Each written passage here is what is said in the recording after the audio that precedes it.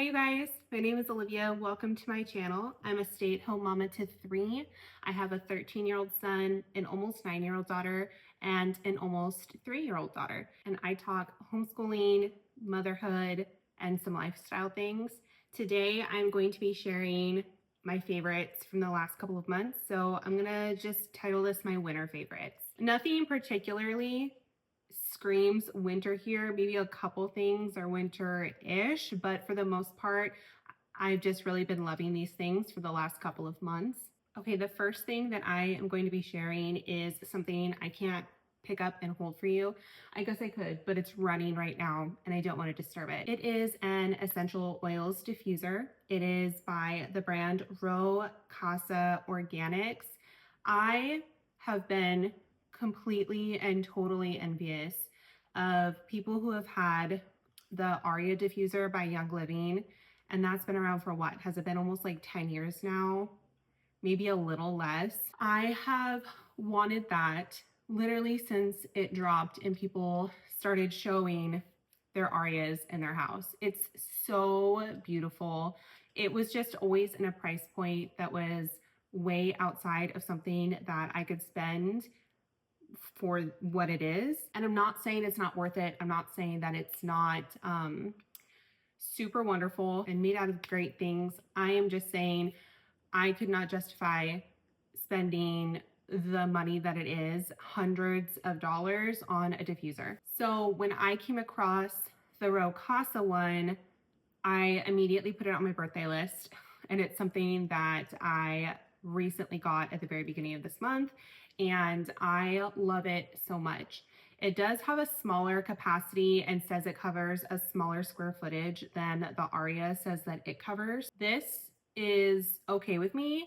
I sometimes find that essential oils can be an overwhelming type of like sensory thing for me sometimes. So it says it does not output a whole lot. Now, but I do have to say, our home is an open floor plan home. And when I tell you that we can still smell the essential oils being diffused in a bigger square footage than what the Casa diffuser says it typically can cover.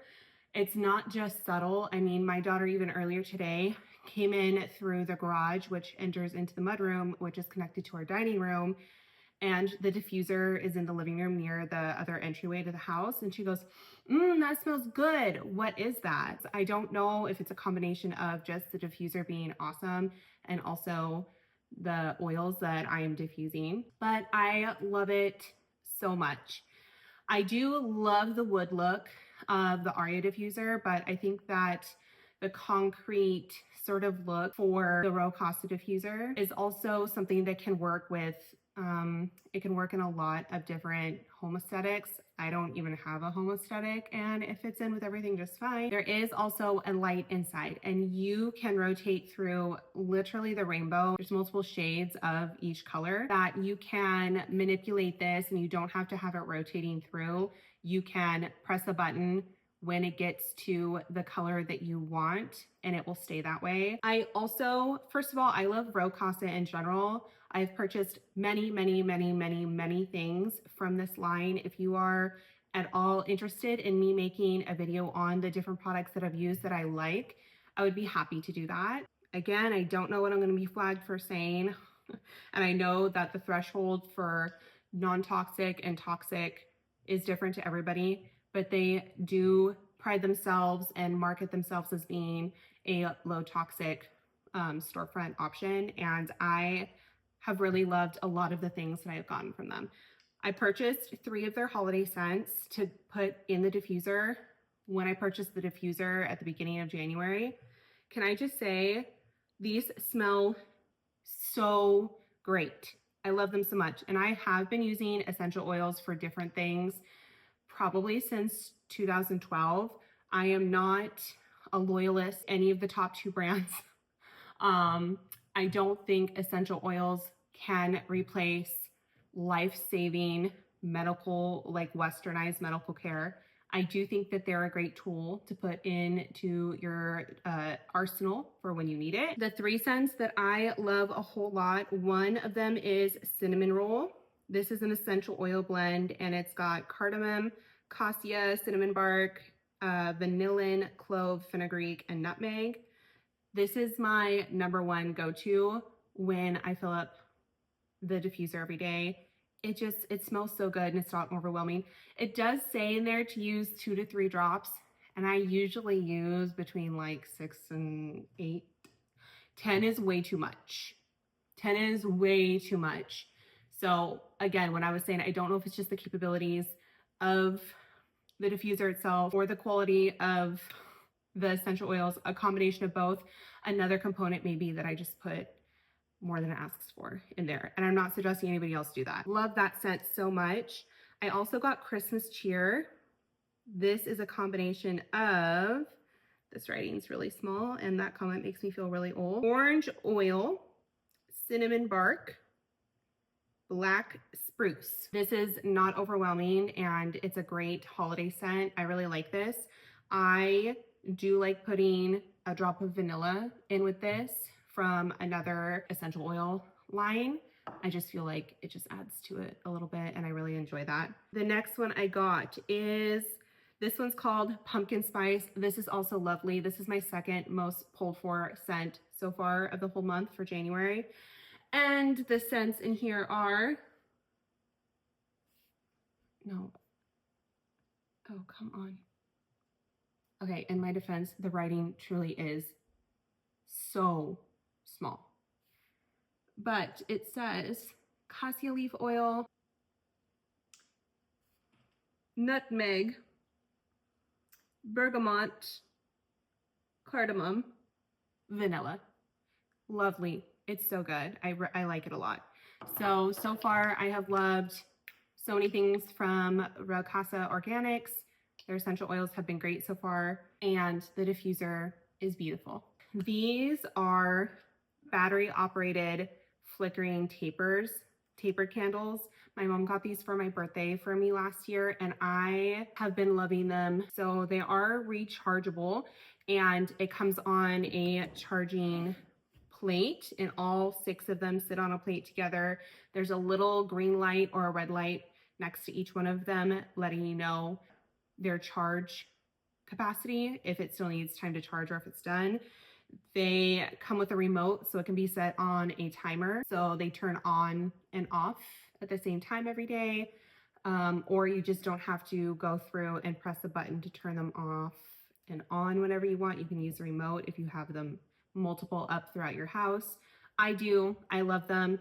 They have, first of all, I had some girlfriends over for a holiday situation and I had several of the candelabras and the candles out on the table. And obviously when you're looking at them like this, they look fake. And if you give them more than like a second's glance, you will realize that it is a fake candle and it's not a real candle. But if you're looking at them really quickly or at the corner of your eye, there were several times on the table when we went to pass something to each other and our subconscious thought that we were gonna burn ourselves and we like pulled back really quickly. It was really funny. I also love that it actually has a waxy kind of covering sheen. Like you can scratch this and the scratch will stay. It's not like that really hard, obvious plastic look on the outside, which adds to its appeal. I think they're so pretty. Little flickering candlelight makes me so happy during the day. It's really expensive to source clean burning candles, especially tapers. It's so expensive. So sometimes I do love a natural candle and to light it, you can't really replicate that. I just want a little ambiance and flickering candlelight throughout my house, especially when it's dark. They make me so happy. I love them and I definitely think that they are worth it. Okay, the next thing that I would like to share is a line of nail polish. I am really bad about making time for myself to paint my nails, so I know that this seems like a silly thing to share. Sorry, I have a ghost hair. It kind of seems like a silly thing to share when I'm not actually wearing it on my fingers. I can assure you that my toes are painted and it's painted in this color called Cold Hearted. No, I'm not showing you my feet, and it's not because of the running joke. I'm not showing you for free. I feel like that's overdone, by the way. It's just because I don't know that I love my feet on camera. That being said, I have loved this line so much since I found them at the beginning of the summer. Actually, in that women's get together, it was a white elephant party, and I purchased some of the nail things as my white elephant gift for the girls' night because I love these so much. First of all, this brand was started by Kathleen Light. If there are any millennials and up who were part of the extreme consumption of beauty gurus on YouTube back in the early 2000s era, you probably know Kathleen Lights. I loved her videos. She does beautiful makeup. She did always have the prettiest nails and often had lots of critique about different nail polishes she would try out. And then she started this brand several years ago, and I adore the formula and I adore the brush. The brushes are flat and wide, and they're tapered at the front. Oh my gosh, look at me holding up my hand like this. I don't know if that's focusing at all. It's probably really far away for you. They glide on so nice. You don't need a ton of coats for the opaque colors, at least. So what drew me to this line in the beginning, one was the name, because I knew who had founded it and I loved her. I figured I probably would not have been purchasing any because I do try to purchase less toxic options.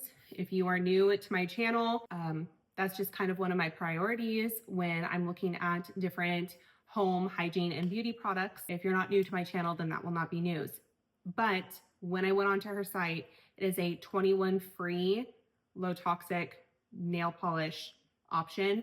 And what that means essentially is the #1 top 21 potentially harmful toxins or ingredients are not in here, like formaldehyde, toluene, DBP, some different resins. They're paraben-free, fragrance-free, phthalate-free. They don't include any animal products if that is an issue for those of you who are vegan. And there's a whole host of them. I would definitely recommend going on to her site and looking through the options. And the collections that come out are so cute. I'm going to go through the ones that I've been reaching for the most since the middle of summer. The very first one that I tried and that made me fall in love with the line is this color right here. And it's in the color Room Key. And I think this came out with like a vacation sort of collection.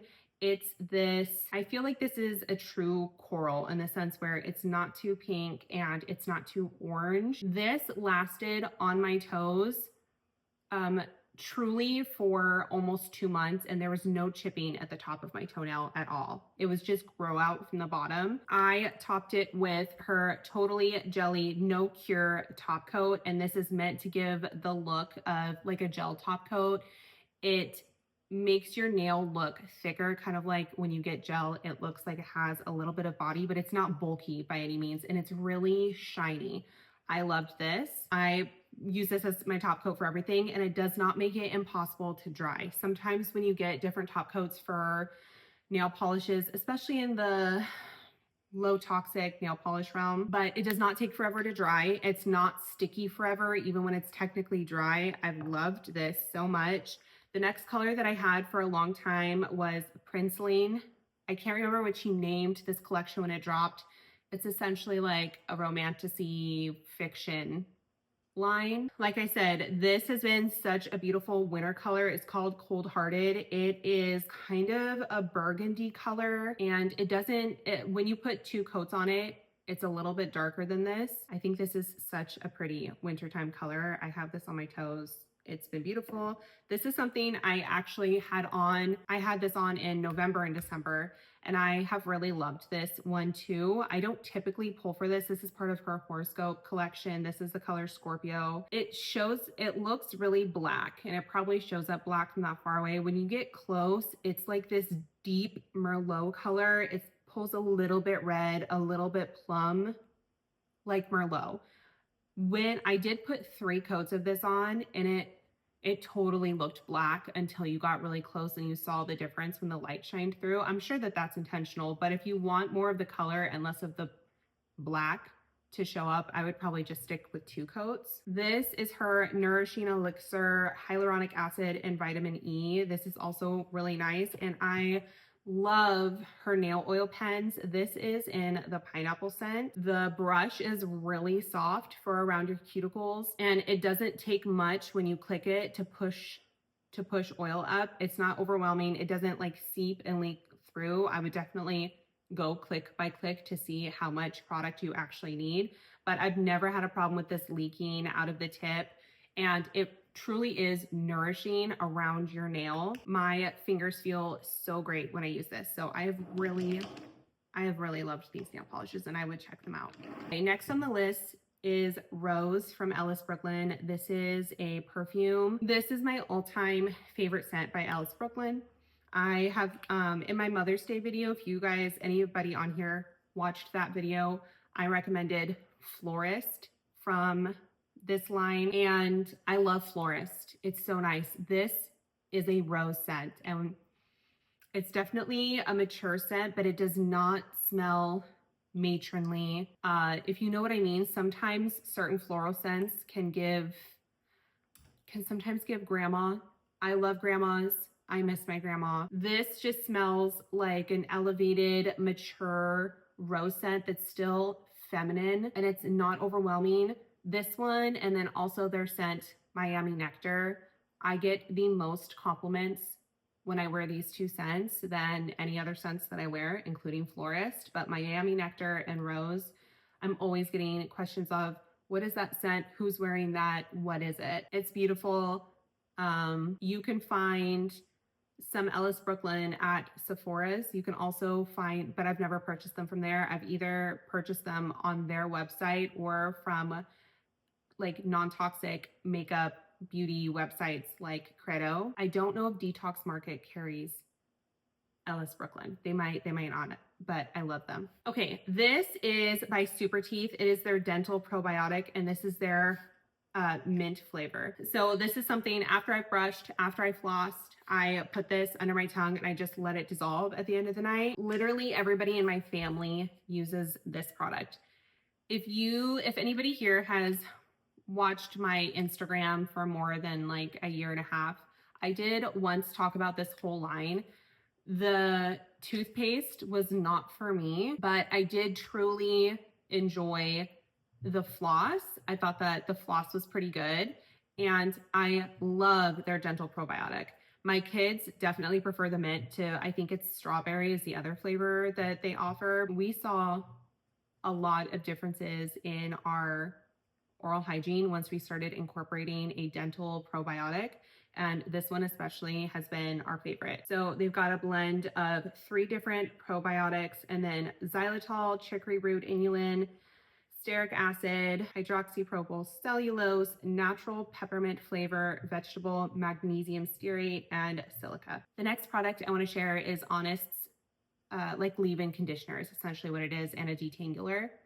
I don't know why that was so difficult for me to say. But as far as leave-in conditioners go on the clean beauty market, they're kind of hit or miss for me. Sometimes they're too heavy. Sometimes they're really oily. Sometimes the scents are weird and I'm not a fan of them. I have really loved this one. This is definitely, in my opinion, a better, not a best product, but I feel okay using this. The scents there's no fragrance in here per se, but there are different scented extracts in here to put up the scent. This is the citrus vanilla. It smells, oh, what are those?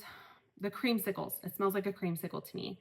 The orange popsicle with the vanilla cream inside that millennials and Gen X grew up on. It's super light. My middle daughter has the longest, waviest hair, and it gets tangled incredibly easily. You just have to look at her hair and it will snarl. So I put this even in the mid shaft all the way to the ends in her hair when her hair is dry, and it just helps condition everything and it defines her waves a little bit better. It's not heavy. I put this on my toddler when she gets out of the bath, and you know that really fine toddler hair that can look greasy immediately? This does not do that to her hair. I love putting this in my ends at the end of the night, and I brush it through the ends of my hair before I go to bed. My son says using conditioner is too complicated in the shower. It's too many steps. So he shampoos his hair and then he comes out and he gives this a quick spritz. He has really thick, coarse, wavy hair, and he also loves this. So if you're looking for something heavily conditioning as a leave-in conditioner, this is not going to be the product that you're looking for. But if you're looking for something just lightly conditioning and helps with detangling, I've been loving this. I have a couple books that I would like to share. First of all, I read the Red Rising series this last year. Yes, I'm late to the game and I'm so angry at myself. And my only excuse is the reason I skipped Red Rising like 10 years ago when it came out was because I had just finished the Hunger Games series, reading the Hunger Games series, and I had just finished reading the what's it called? The Divergent series. And when I opened up Red Rising and I was reading the first chapter, it definitely seemed like, I mean, because it is the oppressed, and then there's an uprising against the controlled governmental society. And I just needed something different. I needed something a little different. And I set Red Rising down and then I never came back to it because I did get consumed in the romantasy genre for a while when I could fit it in the middle of school. So I was blown away, like entirely consumed, as Red Rising will do to you. Last year when I read the first 3 of the trilogy for my birthday, last January, I bought myself the set of 5. I didn't get to the first 3 of the series until like October-ish. It might have even been November. I can't remember. I'd have to look back at my reading log. But wow, really jealous that I had not been in that world until just now. That being said, I needed a little break because that was a heavy series, and I needed like a palate cleanser. I also had been hearing about this for the last year, Emma M. Lyon. I don't have the physical copies in front of me. I read them on Kindle Unlimited and they're on there still. These are so delightful. I can't even put into words how much I needed this book, especially after the heaviness that was my fall and then the holiday season. These were just, I ate them up. If you are a historical fiction lover, you would love these, except if you like the heavy sadness that is the storyline of a lot of historical fiction, which is why I don't read a ton of historical fiction. Maybe you won't because it's super lighthearted. It's like historical fiction without the traumatic stuff. It takes place in Victoria, England, and it follows this girl who is about to legally age into her inheritance, and she has been raised at this subpar girls' school and then was kind of a caretaker companion for her great aunt. I believe she's the great aunt, who was absolutely horrendous to her. And she comes back to her house that she's about to become the head of and inherit it. So she definitely is banking on coming into the money that is something that she was going to be gaining once she came of age, that was from her family. And there's a lot of things that happen, and there's a lot of found family here. So not even if you are just a historical fiction lover, if you are like a women's literature lover at all, she's such a delight of a character, and all of the things that happen that are just so silly and nonstop. I feel like you would love it. If you are a romance lover, it is very soft on like romantic. It is very soft, and it's just kind of full of some light tension, and only in books 7 or 8 does the tension get heavier. And can I tell you, it's book 8. Even into book 8, there is no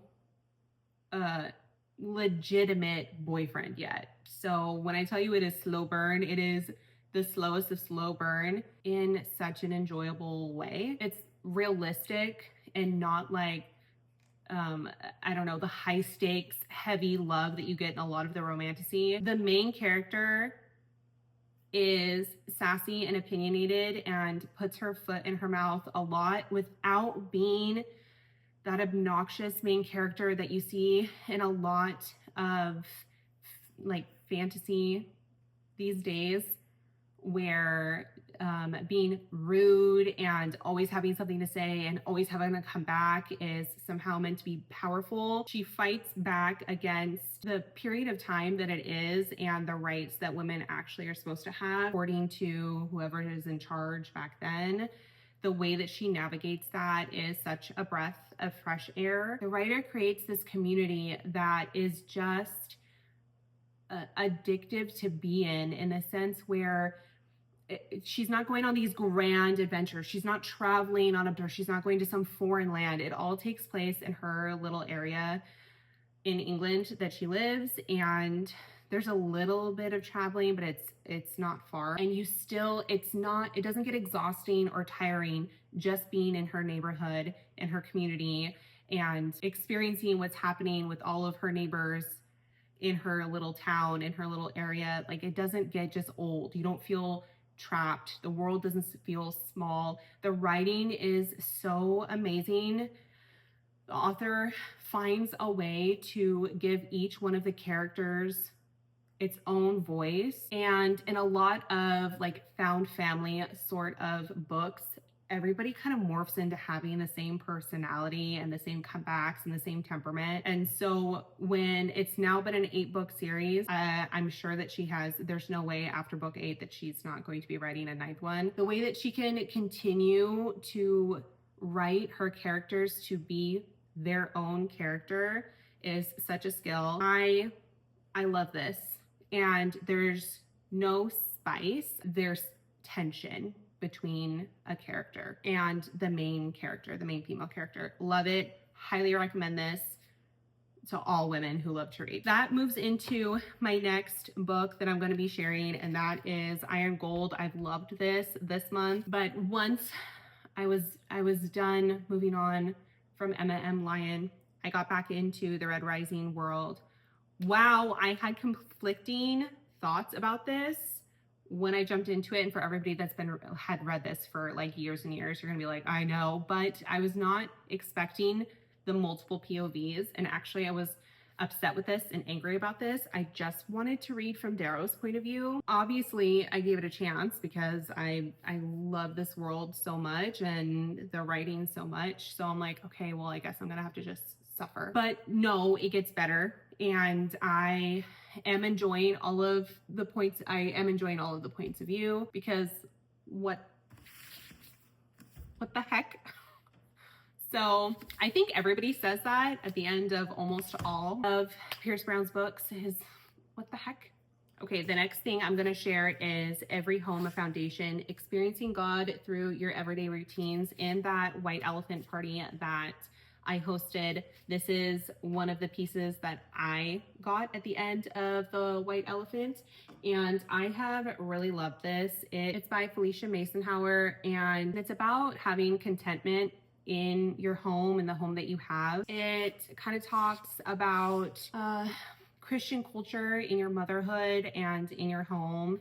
It's light. It's not a heavy read, but it's really inspirational for me, and I found a lot of love and value in a lot of what was written in here, and I would recommend this to Christian moms who are interested in this sort of thing. Okay, last thing that I am going to talk about as a favorite is from the Blue Letter Bible, their daily Bible reading program, and this is reading the whole Bible in a year, but this is reading the Bible chronologically. So when in history, each one of the stories from each of the books happen. So like you start in Genesis, and a handful of chapters into Genesis, you actually jump to Job and read Job, go back to Genesis. And then it kind of really starts breaking up a lot more when you get into 1 Samuel and Psalms, and it goes back and forth between then and back and forth between 1 Chronicles, Psalms, 1 Kings, Psalms. Obviously I haven't gotten there yet because it's a daily reading plan, and that is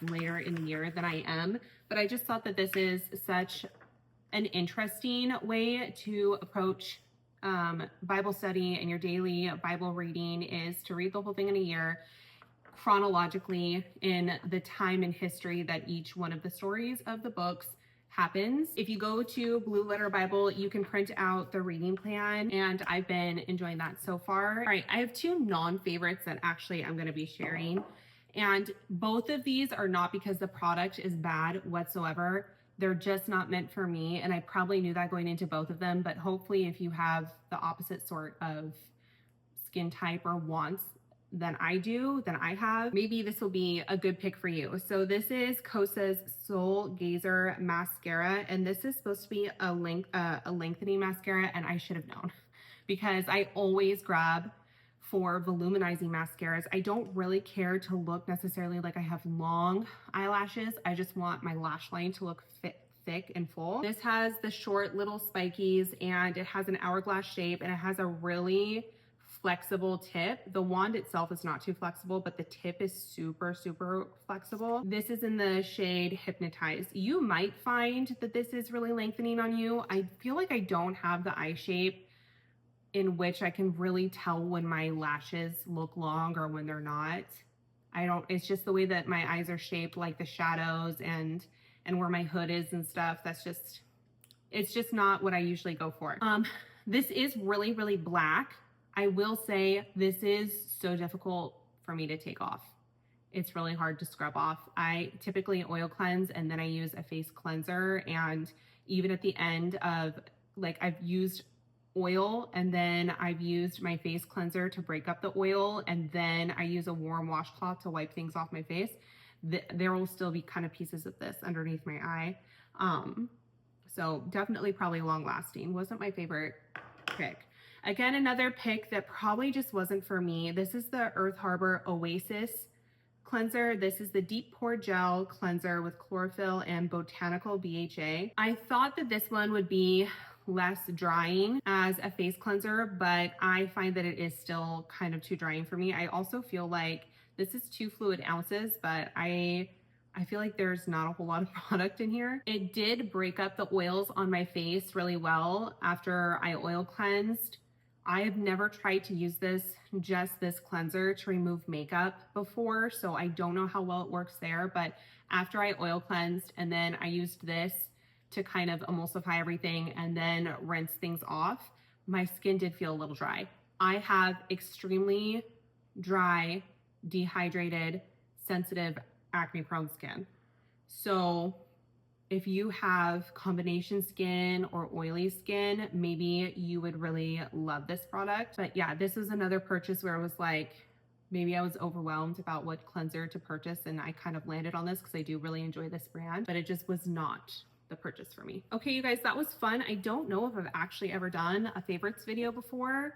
I enjoyed this. I love chatting products and things that I love and recommendations that I love. If you enjoyed this video, I would love to hear it down below. If you've used any of these products that I've used and you similarly love them, or even if they didn't work for you, pop those in the comments down below, because that's a great part of conversation and other people kind of landing on whether or not they want to give something a try or not. If you guys have beauty, hygiene, book recommendations, etc., anything like that you think aligns with some of the things that I've mentioned, I'd love to hear those recommendations down below. I'm always on the search for all of the new things. So anyway, this has been a lot of fun, you guys.